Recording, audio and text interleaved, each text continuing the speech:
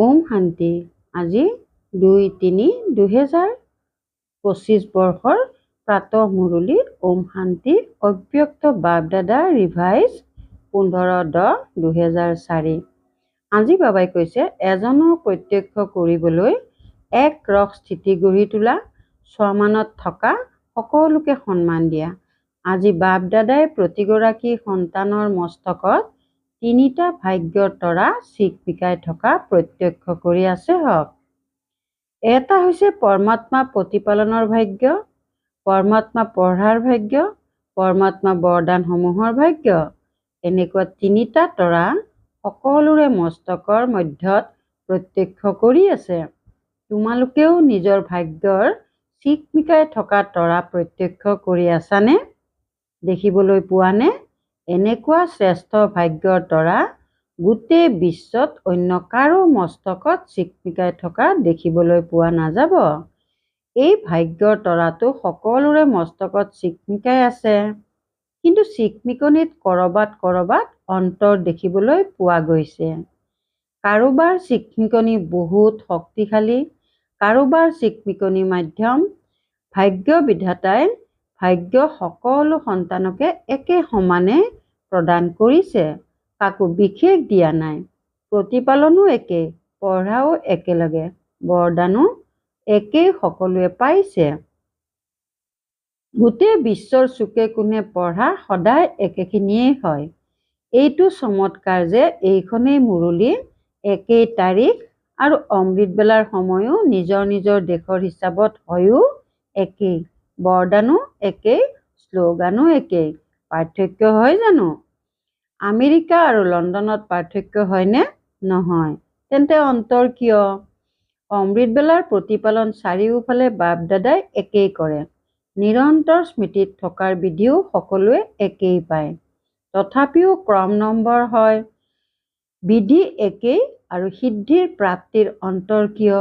বাপদাদাৰ চাৰিওফালৰ সন্তানসকললৈ স্নেহো একে নিচিনাই। বাপদাদাৰ স্নেহত লাগিলে পুৰুষাৰ্থ অনুসৰি নম্বৰত শেষৰ নম্বৰো হওক, কিন্তু বাপদাদাৰ স্নেহ শেষৰ নম্বৰজনৰ প্ৰতিও সেই একেই।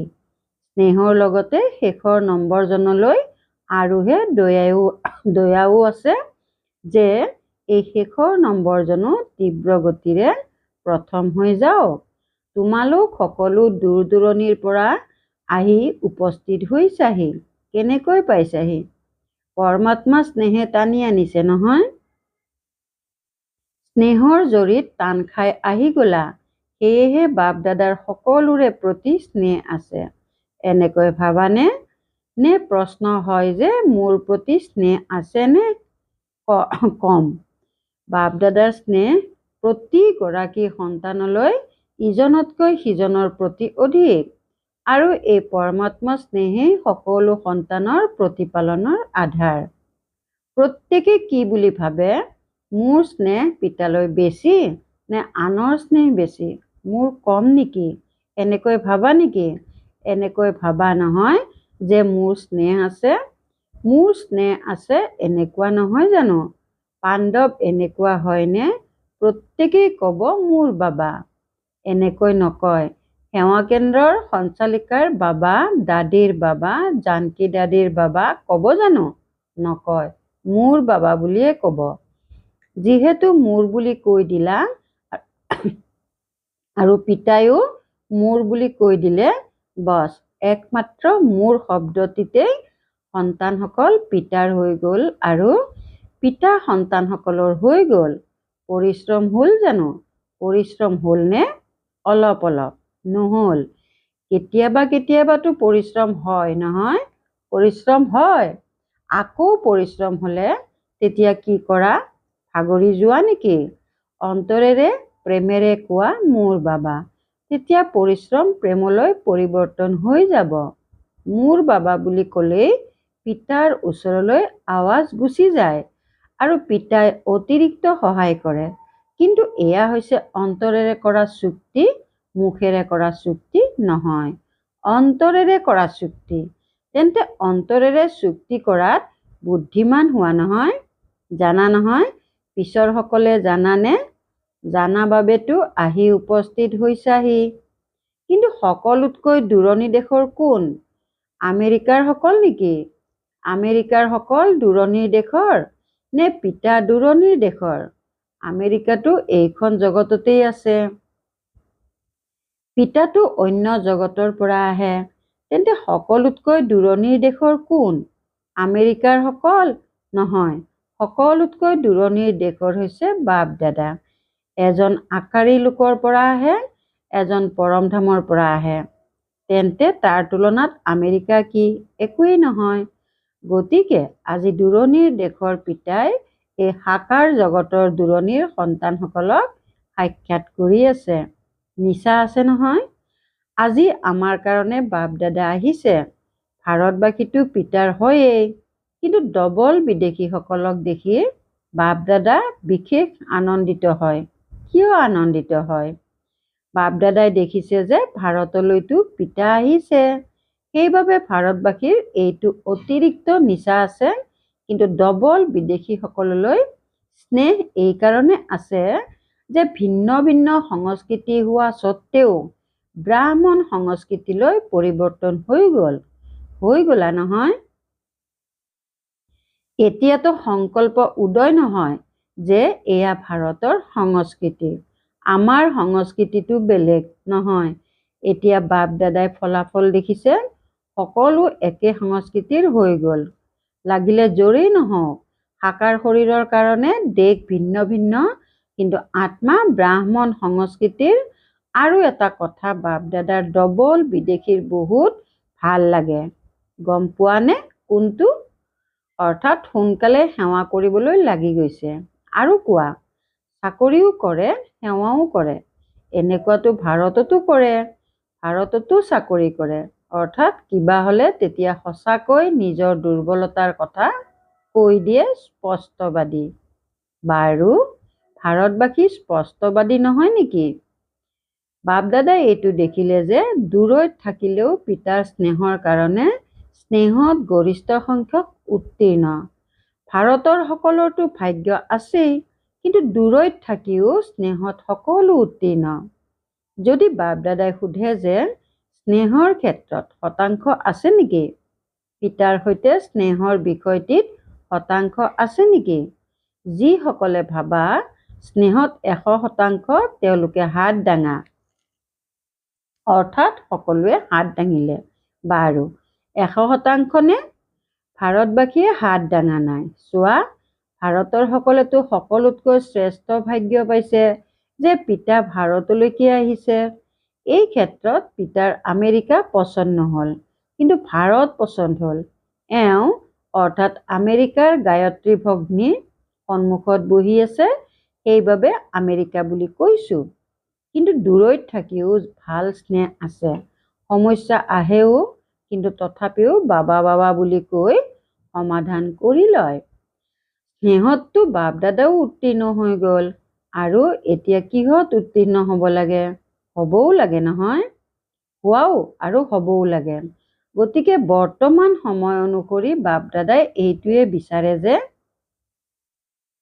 প্ৰতিগৰাকী সন্তানৰ স্ব-পৰিৱৰ্তনৰ শক্তিৰ শতাংশ, যেনেকৈ স্নেহৰ শক্তিত সকলোৱে হাত দাঙিলা, সকলোৱে দাঙিলা নহয়, যিমানেই স্ব-পৰিৱৰ্তনৰ গতি তীব্ৰ হয়নে, এই ক্ষেত্ৰত আধা হাত দাঙিবা নে পুৰা? কি দাঙিবা? পৰিৱৰ্তন কৰাও, কিন্তু সময় লাগে। সময়ৰ সমীপতা অনুসৰি স্ব-পৰিৱৰ্তনৰ শক্তি এনেকুৱা তীব্ৰ হব লাগে, যেনেকৈ কাগজৰ ওপৰত বিন্দু আঁকোতে তেতিয়া কিমানত সময় লাগে? কিমান সময় লাগে? বিন্দু আঁকোতে কিমান সময় লাগে? ছেকেণ্ডো নালাগে। ঠিক আছে নহয়? তেন্তে এনেকুৱা তীব্ৰ গতি আছেনে? এই ক্ষেত্ৰত হাত দাঙিবলৈ দিওঁনে? এই ক্ষেত্ৰত আধা হাত দাঙিব। সময়ৰ গতি তীব্ৰ, স্ব-পৰিৱৰ্তনৰ শক্তি এনেকুৱা তীব্ৰ হব লাগে, আৰু যেতিয়া পৰিৱৰ্তন বুলি কোৱা, তেন্তে পৰিৱৰ্তনৰ আগত প্ৰথমে স্ব-শব্দটি সদায় স্মৃতিত ৰাখিবা। পৰিৱৰ্তন নহয়, স্ব-পৰিৱৰ্তন। বাপ দাদাৰ স্মৃতিত আছে যে সন্তানসকলে বাপ দাদাৰ সৈতে এবছৰৰ কাৰণে প্ৰতিজ্ঞা কৰিছিল যে সংস্কাৰ পৰিৱৰ্তনৰ দ্বাৰা সংসাৰ পৰিৱৰ্তন কৰিম। স্মৃতিত আছেনে? বৰ্ষ উদযাপন কৰিছিলা সংস্কাৰ পৰিৱৰ্তনৰ দ্বাৰা সংসাৰ পৰিৱৰ্তন। তেন্তে সংসাৰৰ গতিটো অতিলৈ গৈ আছে, কিন্তু সংস্কাৰ পৰিৱৰ্তন তাৰ গতি ইমান তীব্ৰ হয়নে? এনেও বিদেশীসকলৰ বিশেষত্ব আছে। সাধাৰণ ৰূপত বিদেশীসকল বেগেৰে চলে, বেগেৰে কৰে। সেয়েহে পিতাই সোধে যে সংস্কাৰ পৰিৱৰ্তনত বেগী হোৱা নে? গতিকে বাপ দাদাই স্ব-পৰিৱৰ্তনৰ গতি এতিয়া তীব্ৰ হোৱাটো চাবলৈ বিচাৰে। সকলোৱে সোধে নহয়, বাপ দাদাই কি বিচাৰে? পৰস্পৰ বাৰ্তালাপ কৰা নহয়, তেতিয়া ইজনে সিজনক সোধা, বাপ দাদাই কি বিচাৰে? গতিকে বাপ দাদাই এইটোৱে বিচাৰে, ছেকেণ্ডত যাতে বিন্দু লাগি যায়। যেনেকৈ কাগজত বিন্দু আঁকে নহয়, তাতোকৈও তীব্ৰ বেগত। পৰিৱৰ্তনত যি অযথাৰ্থ তাত বিন্দু লাগি যাওক। বিন্দু লগাব জানানে? জানা নহয়, কিন্তু কেতিয়াবা কেতিয়াবা প্ৰশ্নবোধক চিন হৈ যায়। লগাই বিন্দু আৰু হৈ যায় প্ৰশ্নবোধক চিন। এইটো কিয়? এয়া কি? এই কি? এই কিয়? এইবোৰ বিন্দু প্ৰশ্নবোধক চিনলৈ সলনি কৰি দিয়ে। বাপ দাদাই আগতেও কৈছিল, কিয় কিয় নকৰিবা, কি কৰিবা? উৰা, নতুবা বাহ বাহ কৰা, নহলে উৰা। কিয় কিয় নকৰিবা? কিয় কিয় বুলি সহজে কৈ দিয়া নহয়, আহি যায় নেকি? যেতিয়া কিয় কিয় আহে তেতিয়া তাক বাহ বাহ কৰি দিয়া। কোনোবাই যিয়েই নকৰক, যিয়েই নকওক, বা ড্ৰামা বা এইটো কিয় কৰে, এনেকৈ কিয় কয়, নহয় এওঁ কৰে সেয়েহে মই কৰোঁ, নহয়। আজিকালি বাপ দাদাই দেখিছে, শুনাই দিওঁ। পৰিৱৰ্তন কৰিব লাগে নহয়। গতিকে আজিকালি ফলাফলত বিদেশতেই হওক বা ভাৰততেই হওক, দুয়োফালে এটা কথাৰ ঢৌ আছে। এইটো কি? এইটো হ'ব লাগে, এইটো পাব লাগে, এইটো এওঁ কৰিব লাগে। যিটো মই ভাবোঁ, কওঁ সেইটো হ'ব লাগে। এই লাগে লাগে যি সংকল্প মাত্ৰ উদয় হয়, সেয়া ব্যৰ্থ চিন্তা, ভাল হ'বলৈ নিদিয়ে।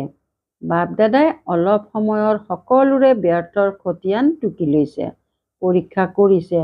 বাপ দাদাৰ ওচৰতো শক্তিশালী যন্ত্ৰ আছে নহয়। তোমালোকৰ নিচিনা কম্পিউটাৰ নাই। তোমালোকৰ কম্পিউটাৰেতো গালিও দিয়ে। কিন্তু বাপ দাদাৰ ওচৰত পৰীক্ষা কৰা বৰ তীব্ৰ যন্ত্ৰ আছে। বাপ দাদাই দেখিলে গৰিষ্ঠ সংখ্যকৰ ব্যৰ্থ সংকল্প গোটেই দিনটোত মাজে মাজে চলে। কি হয়, এই ব্যৰ্থ সংকল্পৰ ওজন বেছি হয় আৰু ভাল চিন্তাৰ ওজন কম হয়। গতিকে এয়া যি মাজে মাজে ব্যৰ্থ চিন্তন চলে, সেই ব্যৰ্থ চিন্তাই মগজ গধুৰ কৰি দিয়ে, পুৰুষাৰ্থ গধুৰ কৰি দিয়ে। বুজা হয় নহয়, সেয়েহে সি নিজৰ ফালে টানি লয়। সেইবাবে শুভ সংকল্প, যি স্ব-উন্নতিৰ লিফ্ট, চিৰিও নহয় লিফ্টত, সেয়া কম হোৱাৰ কাৰণে পৰিশ্ৰমৰ চিৰি বগাবলগীয়া হয়। বছ, দুটা শব্দ স্মৃতিত ৰাখিবা। ব্যৰ্থ সমাপ্ত কৰিবলৈ অমৃত বেলাৰ পৰা ৰাতিলৈকে দুটা শব্দ সংকল্পত, বাণীত আৰু কৰ্মত কাৰ্যত ৰূপায়িত কৰা। বাস্তৱত ৰূপায়িত কৰা। সেই দুটা শব্দ হ'ল স্বমান আৰু সন্মান। স্বমানত থাকিব লাগে আৰু সন্মান দিব লাগে। কোনোবা যেনেকুৱাই নহওঁ, মই সন্মান দিব লাগে। সন্মান দিয়া স্বমানত স্থিৰ হ'ব লাগে। দুয়োটাৰে সন্তুলন লাগে। কেতিয়াবা স্বমানত বেছিকৈ থাকে, কেতিয়াবা সন্মান দিয়াত কম হৈ যায়। এনেকুৱা নহয় যে কোনোবাই সন্মান দিয়ক, তেতিয়া মই সন্মান দিম, নহয়। মই দাতা হ'ব লাগে। শিৱ শক্তি পাণ্ডৱসেনা দাতাৰ সন্তান দাতা। তেওঁ দিয়ক, তেতিয়া মই দিওঁ। সেয়াটো বেপাৰ হৈ গ'ল, দাতা নহ'ল। তেন্তে তোমালোক বেপাৰী হোৱা নে দাতা? দাতা কেতিয়াও লওঁতা নহয়। নিজৰ বৃত্তিত আৰু দৃষ্টিত এইটো লক্ষ্য ৰাখা যে মই অন্য নহয়। মই সদায় প্ৰত্যেকৰে প্ৰতি, অৰ্থাৎ সকলোৰে প্ৰতি অজ্ঞানীয়েই হওঁ বা জ্ঞানীয়ে হওক অজ্ঞানীসকলৰ প্ৰতি তথাপিও শুভ ভাৱনা ৰাখা, কিন্তু জ্ঞানী আত্মাসকলৰ প্ৰতি পৰস্পৰ সকলো সময়ত শুভ ভাৱনা শুভ কামনা থাকক। বৃত্তি এনেকুৱা হৈ যাওক, দৃষ্টি এনেকুৱা হৈ যাওক, বছ। যেনেকৈ দৃষ্টিত স্থূল বিন্দু আছে, কেতিয়াবা বিন্দু নোহোৱা হয় জানো? চকুৰ পৰা যদি বিন্দু নোহোৱা হৈ যায় তেতিয়া কি হৈ যাবা? চাব পাৰিবা জানো? গতিকে যেনেকৈ চকুত বিন্দু আছে তেনেকৈ আত্মা বা পিতা বিন্দু নয়নত সমাহিত হৈ থাকক। যেনেকৈ দেখোতা বিন্দু কেতিয়াও নোহোৱা নহয়, তেনেকৈ আত্মা বা পিতাৰ স্মৃতিৰ বিন্দু বৃত্তি দৃষ্টিৰ পৰা যাতে নোহোৱা নহয়। পিতাক অনুসৰণ কৰিব লাগে নহয়। গতিকে যেনেকৈ পিতাৰ দৃষ্টি বা বৃত্তিত প্ৰত্যেক সন্তানৰ বাবে সমান আছে, সন্মান আছে, তেনেকৈয়ে নিজৰ দৃষ্টি বৃত্তিত সন্মান আৰু সন্মান দিলে যি মনলৈ আহে যে এওঁ পৰিৱৰ্তন হৈ যাওক, এইটো নৰকক, এওঁ এনেকুৱা হওক, এইটো নকৰক, এওঁ এনেকুৱা হওক, সেয়া শিক্ষাৰে নহ'ব, কিন্তু সন্মান দিয়া। তেতিয়া মনত যি সংকল্প থাকে এইটো হওক, এওঁ পৰিৱৰ্তন হওক, এওঁ এনেকুৱা কৰক, সেয়া কৰিবলৈ লাগি যাব। বৃত্তিৰ দ্বাৰা পৰিৱৰ্তন হ'লে পৰিৱৰ্তন নহয়। তেন্তে কি কৰিবা?